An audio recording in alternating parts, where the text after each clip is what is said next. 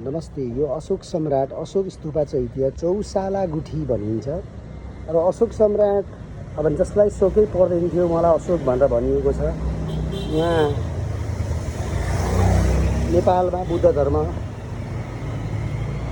प्रचार प्रसार गर्नको लागि आफ्नो छोरी चारुमती लिएर आउनुभएको हो र उहाँले ललितपुरमा यसरी नै अशोक स्तूपा निर्माण गर्नुभएको छ उहाँको सम्झनामा, उहाँको यो पावन भूमिमा।